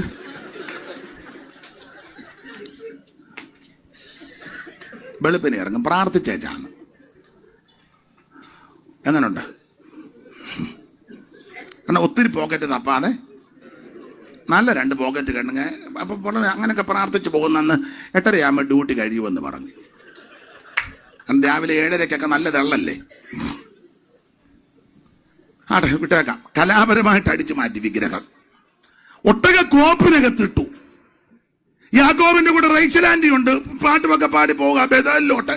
പാട്ടിതാ, മോക്ഷയാത്രയാണിത് ഞാൻ നടപ്പത്. ഇത് വന്ന് അടിക്കുക, ബിംബം അടിക്കുക കാലിനിട്ട്. മോക്ഷയാത്ര ആണിത് ഞാൻ നടപ്പത് കാഴ്ചയാല് അല്ല. അപ്പൊ നമ്മള് അമ്മാമ്മേ അതെന്നാ ഉപകരണം? അത് പുതിയ ഇൻസ്ട്രുമെന്റ്സ് കൊണ്ടുവന്നതാ പ്രൈസ് ആൻഡ് വർഷിപ്പിന് വേണ്ടി. ഇതിനകത്ത് വിഗ്രഹം കിടക്കുക. പ്രൈസ് ആൻഡ് വർഷിപ്പൊക്കെ നല്ലതാ, അടിച്ച് പാടി കടവുമൊക്കെ കിടന്നങ്ങ് ചെന്ന്. എന്തിനേറെ അപ്പൻ വന്നല്ലോ, പുറകെ വന്നില്ലേ അപ്പൻ പുറകെ വന്ന് ഗിലെയാദ് പർവ്വതത്തിന്റെ ഇങ്ങേ ചരിവിൽ വന്നു. അപ്പുറേ യാക്കോബും കുടുംബവും കിടക്കുക. എന്നാൽ യാക്കോബിന്റെ ദൈവം അന്ന് രാത്രി അവൻ ലാബാനോട് പറഞ്ഞു, നീ യാക്കോബിന്റെ ഗുണവും ചെയ്തേക്കരുത്, ദോഷവും ചെയ്യരുത്. അതുകൊണ്ട് അവൻ ഒതുങ്ങിയത്. യാക്കോബിന്റെ ദൈവം ലാബാന് പ്രത്യക്ഷപ്പെട്ടു. പിറ്റേന്ന് വന്ന് നയപരമായിട്ടൊക്കെ ഇടപെട്ടു. കാര്യം എന്നാലും എന്റെ മോനെ നീ എന്നോട് പറയാതെ ഓടി.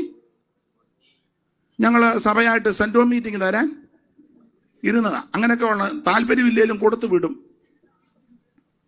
ചില കമ്മിറ്റിക്കാർ പറയാം ഏതായാലും പുള്ളി ഇരുന്ന പ്രശ്നമാണ്, പക്ഷെ നമ്മുടെ മാന്യത അനുസരിച്ച് ന്യായമായിട്ട് എന്തിനാ ഇത് മേടിക്കാൻ നിൽക്കുന്നേ? കണ്ണുകടിയുള്ളവന്റെ അപ്പം തിന്നരുതെന്ന പുസ്തകത്തിൽ അങ്ങനല്ലേ വാക്യം? കാര്യമൊക്കെ പറഞ്ഞാട്ടെ നീ ഓടിപ്പോകുന്ന വെപ്രാളത്തിന്. ബിംബം എന്തിനാ കൊണ്ടുപോകുന്നെന്ന് പുള്ളി അതിന് വന്നതാ. യാക്കോബ് പറഞ്ഞു, ഞാൻ ഇന്ന് വരെ ആരുടെ ഒന്നും മോഷ്ടിച്ചിട്ടില്ല, നിന്റെ ഒരു ആടിനെ ഞാൻ കണ്ടിച്ചിട്ടില്ല, കാണാതെ ഉത്തരവാദി ഞാൻ. പകൽ വെയിൽ കൊണ്ടും രാത്രി ശീതമേറ്റ് നോക്കി കൂടാരത്തിൽ കയറി തപ്പാൻ പറഞ്ഞ തപ്പി ഒറ്റ കൂടാരത്തിലുമില്ല. ലാസ്റ്റ് ആ അപ്പച്ചൻ റേച്ചൽ ജേക്കബിന്റെ കൂടാരത്തിൽ റേച്ചൽ ജേക്കബ് അങ്ങനെ തെറ്റിയോ? പിന്നെ നിങ്ങൾ ചിരിക്കുന്നേ? ഒത്തു വന്നത് കൊണ്ടാ. ലാസ്റ്റ് പൊന്നുമോടെ കൂടാരത്തിൽ വന്നു.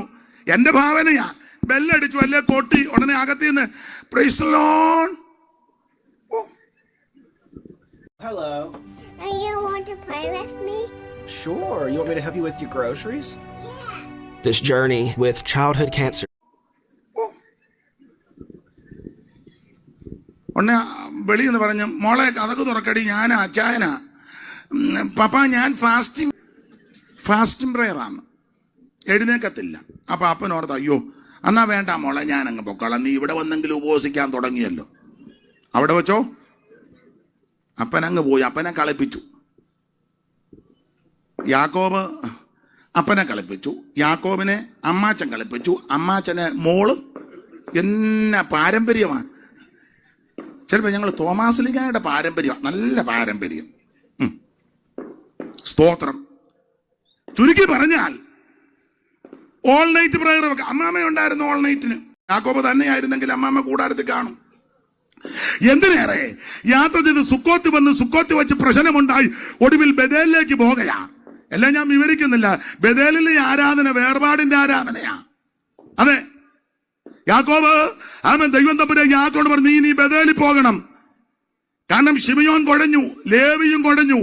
ആമൻ സ്തോത്രം. മാത്രമാണോ രൂപേന്റെ കാര്യം വെളിയുമിണ്ടാനൊക്കത്തില്ല. പെങ്കൊച്ച് 34 പിഴച്ചു, ദീനാമ. ഇതെല്ലാം ഈ സുക്കോത്ത് വന്നത് കൊണ്ടാ. നീ പുറപ്പെട്ട് ബഥേലിൽ പോകണം. നിനക്ക് പ്രത്യക്ഷനായ ദൈവത്തിന് അവിടെ യാഗം കഴിക്കണം.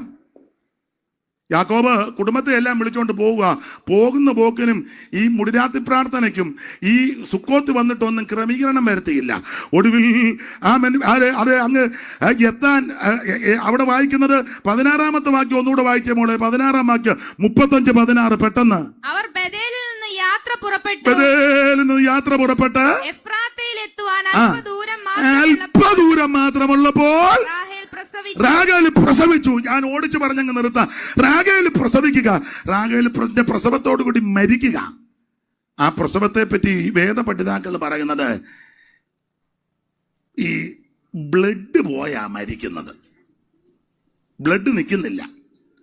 അവിടെ ഒരു പദമുണ്ട്, ജീവൻ പോകുന്ന സമയം. അങ്ങനെ ഒരു പദമുണ്ട്, മോള് കണ്ടോ? എന്നാൽ അവൾ മരിച്ചുപോയി, ജീവൻ പോകുന്ന സമയം. ജീവൻ പോകുന്ന സമയം എന്ന് പറഞ്ഞാൽ ബ്ലഡ് പോയിക്കൊണ്ടിരിക്കുക. ജീവൻ രക്തത്തിലല്ലേ? ജീവൻ രക്തത്തിലാ. ബ്ലഡ് നിൽക്കുന്നില്ല, ബ്ലഡ് നിൽക്കുന്നില്ല, പോയിക്കൊണ്ടിരിക്കുക. അപ്പച്ചൻ പണ്ട് വന്ന് കൂടാരത്തിൽ അന്വേഷിക്കാമെന്ന് പറഞ്ഞ് എനിക്ക് എഴുന്നേക്കാൻ പാടില്ലെന്ന്. ഏത് വിഷയത്തിൽ കള്ളം പറഞ്ഞോ വിഷയത്തിൽ ദൈവം പിടികൂടി. തെറ്റ് സംഭവിക്കാം, കുറവുകൾ വരാം, ബലഹീനത വരാം, പോഷത്വം വരാം, ക്രമക്കേട് വരാം. പക്ഷെ അത് ഏറ്റു പറഞ്ഞ് ഉപേക്ഷിക്കണം. ഉപേക്ഷിച്ചില്ലെങ്കിൽ ഒരു ദിവസം ദൈവം നിന്നെ പിടിക്കും. അപ്പം വന്നപ്പോൾ ഉപേക്ഷിക്കണ്ടേ? ഓൾ നൈറ്റ് കഴിഞ്ഞപ്പോ ക്രമീകരിക്കണ്ടേ? സുക്കോത്ത് വന്നപ്പോ ക്രമീകരിക്കണ്ടേ? പിള്ളേര് പിഴച്ചപ്പോ ക്രമീകരിക്കണ്ടേ? ക്രമീകരിച്ചില്ല. അടിയേറിയിട്ട് പിടികൂടി. ബ്ലഡ് നിൽക്കുന്നില്ല, ജീവൻ പോവുക. അപ്പോൾ വേദനയോടെ ദുഃഖത്തോടെ സൂതികർമ്മണി പറഞ്ഞു, ആങ്കൊച്ചാ കേട്ടോ, ആങ്കൊച്ചാ. അമ്മ പറഞ്ഞു, അവന് പേരിട്ട് ബെനോനി. കണ്ണുനീരിന്റെ ദുഃഖത്തിന്റെ വേദനയുടെ പുത്രൻ. ഞാൻ വിസ്തരിക്കുന്നില്ല, നിർത്തുക. എനിക്കിതൊക്കെ പ്രസംഗിക്കണമെങ്കിൽ ഒരു 2 മണിക്കൂറെങ്കിലും വേണമെങ്കിലും നിങ്ങൾ പ്രോത്സാഹിച്ചല്ലോ. വലിയ കാര്യം, വലിയ കാര്യം. ദൈവത്തിന്റെ മഹത്വം, കർത്താവിന്റെ മഹത്വം. അവൾ ബെനോനി എന്ന് പേരിട്ടു. അവൻ ജനിച്ച സ്ഥലമായി ബേത്ലഹേമിലെ എഫ്രാത്ത്. അവിടെ ക്രിസ്തു ജനിക്കുന്നത് എന്ന് പറഞ്ഞാൽ യേശു ക്രിസ്തുവിന്റെ തിരുപ്പിറവി കൊണ്ട് നമുക്ക് ലഭിച്ച നേട്ടത്തിൽ ഒന്ന്, ആമൻ സ്തോത്രം, ദുഃഖവും നെടുവീർപ്പും മാറ്റി. ക്രിസ്തുവിന്റെ തിരുപ്പിറവിയുടെ ഭാഗം ലൂക്കോസ് പറയുന്നത് ഇങ്ങനെ, സർവജനത്തിന് ഉണ്ടാകുവാനുള്ള ഒരു മഹാ സന്തോഷം. ഉൽപ്പത്തി പുസ്തകം 35-ാം അധ്യായത്തിൽ കണ്ണുനീരും ദുഃഖവും മുറവിളിയും ആമൻ ദുഃഖവുമാണെങ്കിൽ പുതിയ നിയമത്തിൽ വരുമ്പോൾ യേശുവിന്റെ തിരുപ്പിറവി കൊണ്ട് അത് സന്തോഷമാക്കി തീർത്തു. ഇന്ന് രാത്രി നിന്റെ ജീവിതത്തിന്റെ നിരാശ മാറണമെങ്കിൽ യേശു ഹൃദയത്തിൽ ജനിക്കണം. നിന്റെ കുടുംബത്തിന്റെ തകർച്ച മാറണമെങ്കിൽ യേശുവിനെ വീട്ടിൽ ഏറ്റെടുക്കണം. ദേശത്തിന്റെ തകർച്ച മാറണമെങ്കിൽ ദേശത്ത് യേശുവിനെ ഉയർത്തണം. Hallelujah, hallelujah. ഒത്തിരി കാര്യം പറയാനുണ്ട്. ഞാൻ സന്ധ്യയ്ക്കുമൊക്കെ നോട്ടൊക്കെ തയ്യാറാക്കി വെച്ചതാ. എന്നാ ചെയ്യാനാ? ദൈവത്തിന്റെ മകത്ത്. ഇപ്പൊ നിങ്ങൾ പറയും ഇയാള് താമസിച്ച് വന്നതുകൊണ്ടല്ലേ? അതെ, അതുകൊണ്ട് ഞാൻ തന്നെ അങ്ങ് അടങ്ങുക. ദൈവത്തിന് മകത്വം. ബേത്ലഹേം ദൈവത്തിന്റെ ആ ബേത്ലഹേമില്ല യേശുവിന്റെ തിരുപ്പിറവി. ബേത്ലഹേമിനെ പറ്റി ഒത്തിരി ഉണ്ട്. ദൈവത്തിന്റെ മകത്വം. ദാവീദിന് ഒരിക്കല് ദാഹം, ഭയങ്കര ദാഹം. ദാവീദ് പറഞ്ഞു, എനിക്ക് ബേത്ലഹേം കണ്ടിട്ടില്ല, വെള്ളം കുടിക്കണമെന്ന്. അന്ന് ഫെലിസ്ത്യർക്ക് കാവൽ പട്ടാളം ഉണ്ട് അവിടെ, കാവൽ പട്ടാളം. ദാവീദ് മിടുക്കനല്ലേ? ദാവീദിനെ പറ്റി വായിക്കുന്നത്, അവനെന്റെ കൈകളെ പോരിനായിട്ട് വിരലുകളെ യുദ്ധത്തിനായിട്ട് അഭ്യസിപ്പിച്ച നല്ല മിടുമിടുക്കനാ ദാവീദ്. നല്ല എറിഞ്ഞാൽ ഉന്നം പിഴക്കുകയല്ല.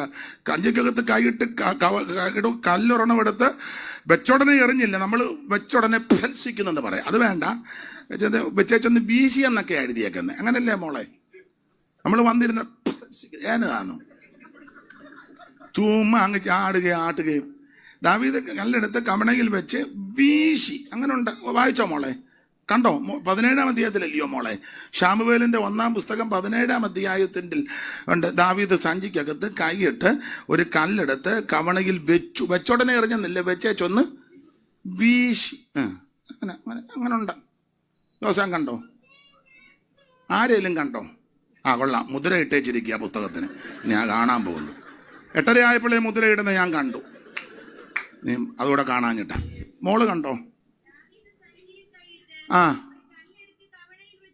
വീശി. അത് മതി, ഒത്തിരി വീശണ്ട, വീശി. അതാ പേരെന്താ? ആനി. വളരെ ദൈവം അനുഗ്രഹിക്കട്ടെ, എന്നെ സഹായിച്ചല്ലോ. അല്ലെങ്കിൽ അവര് പറഞ്ഞു അയാളെ ഇളക്കം കയറി പറഞ്ഞ അങ്ങനെയൊന്നും ഇല്ലെന്ന് പറയും. അപ്പൊ കല്ലെടുത്ത് കവണയിൽ വെച്ച് വീശി. എന്നിട്ട് ആ ഫെലിസ്ത്യന്റെ നെറ്റിക്കിട്ടെറിഞ്ഞു. ഉന്നം പിടിച്ചത് നെറ്റിക്ക. സൂക്ഷം കല്ല് നെറ്റിയെ കൊണ്ടു.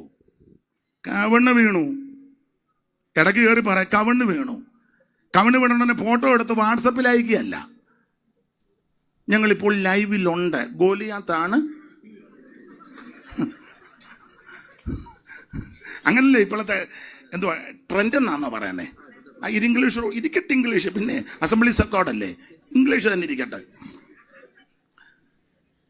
ദാവീദ് ഫോട്ടോ എടുക്കാനല്ല ഓടിയത്. ദാവീദ് നിങ്ങളെ ഭാഗമോ ഓടി അങ്ങോട്ട്, എൻ്റെ ഭാഷയാ, ഓടി അങ്ങോട്ട് ചെന്ന് 6 മുഴ ഉയർച്ചാൻ നെടുപ്പോൾ കയറി അവന്റെ ഉറകിൽ നിന്ന് അവന്റെ വാളിങ്ങോട്ട് വലിച്ചൂരി അവന്റെ തല വെട്ടി അവൻ ഇങ്ങനെ കൊണ്ടുവരികയാ. ഇതാണ് കാൽവറിയിൽ നടന്നത്. ഇതാണ് കാൽവറിയിൽ നടന്നത്. മരണത്തിന്റെ അധികാരിയാകുന്ന പിശാച് ഉൽപ്പത്തി പുസ്തകം 3-ാം അധ്യായം മുതൽ വെല്ലുവിളിക്കുക, കൊല്ലും കൊല്ലും കൊല്ലും കൊല്ലും എന്ന് വെല്ലുവിളിക്കുക.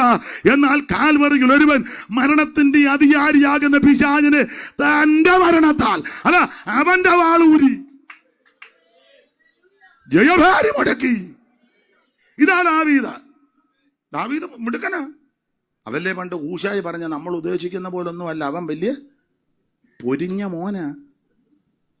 വായിച്ചോ.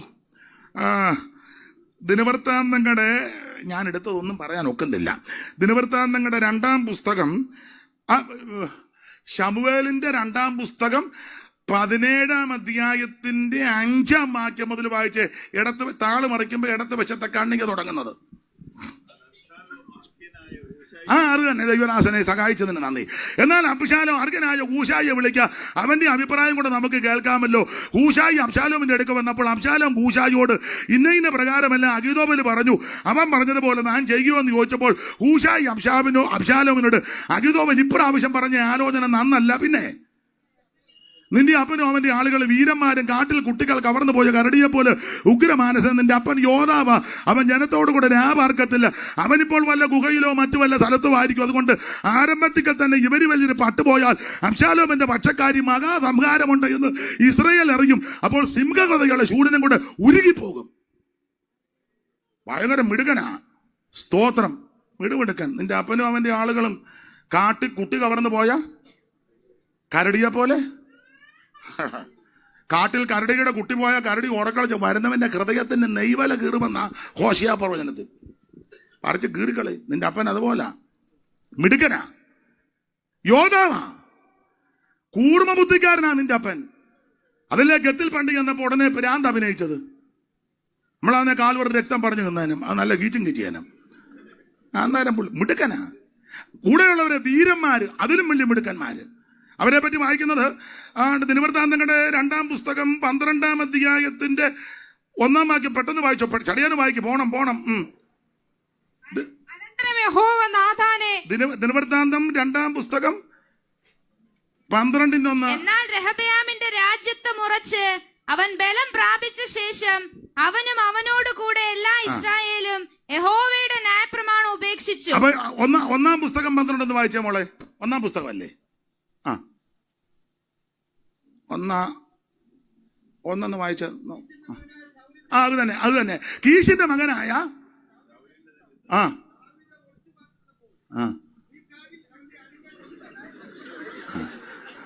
വായിച്ചു.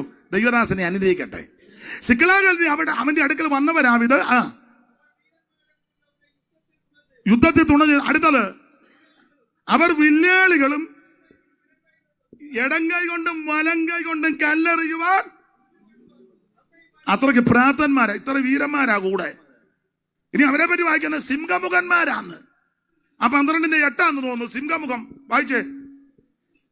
പരിചയം കുന്തവും എടുപ്പാൻ പ്രാപ്തിക്കുള്ള വീരന്മാരും ഗാദിരെ പെറിഞ്ഞു ദുർഗത്തിൽ ദാവീദിനോട് ചേർന്ന്. അടുത്തത് അവർ സിംഹമുഖന്മാരാ. അപ്പൊ ഇടങ്കൈക്കും വലങ്കൈക്കും കല്ലുമറിക്കും സിംഹമുഖ. ഇത്ര മിടുക്കന്മാരാ.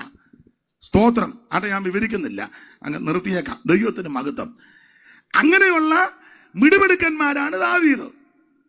ദാവീദ് ഇവനെ എറിഞ്ഞിട്ടു. ദാവീദിനെ പറ്റി ആ ഭാഗം അങ്ങ് വിടുകയാ. ദൈവത്തിന്റെ മഹത്വം. ഈ ദാവീദ് ശൗലിനെ പേടിച്ച് മനോഭീതിയോടെ ദിനരാത്രങ്ങൾ കഴിക്കുക. അങ്ങനെ കാട്ടാട്ടിൻ പാറയിലും അതുല്ലാമിലും ഏൻഗതിയിലും പാറാൻ മരുഭൂമിയിലൊക്കെ അലഞ്ഞു ഉടന്ന് ഇതിനിടയ്ക്ക് ഭക്ഷണമൊക്കെ തീർന്നു പോയി വളരെ ബുദ്ധിമുട്ടി. അപ്പൊ ദാവീദ് ഒരിക്കൽ പറയുക, എനിക്ക് ബേത്ത്ലേഹേം കിണറ്റിലെ വെള്ളം ഒന്ന് കുടിക്കണം. 2 വീരന്മാർ അവിടെ ചെന്ന് ബേത്ത്ലേഹേം കിണറ്റിലെ വെള്ളമെടുത്ത് ഫെലിസ്ത്യന്റെ കാവൽ പട്ടാളം കിടക്കുക. അതിനിടയെ കൂടെ അങ്ങോട്ട് ചെന്ന് ബേത്ത്ലേഹേം കിണറ്റിലെ വെള്ളമെടുത്ത് കൊണ്ടുവന്ന് കൊടുത്തു. ദാവീദ് പറഞ്ഞു, അയ്യോ ജീവനെ തൃണവൽക്കണിച്ചു പോയതാ, എനിക്ക് വെള്ളം എന്നെ നിലത്തൊടിച്ചു. ബേത്ത്ലേഹേമിലെ ആ വെള്ളം ദാവീദ് കുടിച്ചില്ല. ഞാൻ വിസ്തരിക്കുന്നില്ല. യോഹന്നാൻ 7 ബേത്ത്ലേഹേമിൽ ജനിച്ച നസറായം പറയുകയാ, എന്റെ അടുക്കവാ അവൻ ദാഹിക്കുന്നവനല്ല, എന്റെ അടുക്കവാ. Price the Lord. അവൻ ദാവീദ് വെള്ളം കുടിച്ചില്ല. അവൻ സ്തോത്രം വെള്ളം നിലത്തൊടിച്ചു കളഞ്ഞു. അവിടെ പ്രശ്നമായിരുന്നു. പക്ഷേ അവൻ ദാവീദിന്റെ ഗോത്രത്തിൽ ജനിച്ച, അവൻ ദാവീദിന്റെ മകനായി ജനിച്ച ബേത്ത്ലേഹേമിൽ നസറായൻ ഉത്സവത്തിന്റെ മഹാദിനമായ ഒടുക്കത്തെ നാളിൽ നിന്ന് പറയുകയാ, ദാഹിക്കുന്നവനല്ല, എന്റെ അടുക്കവാ.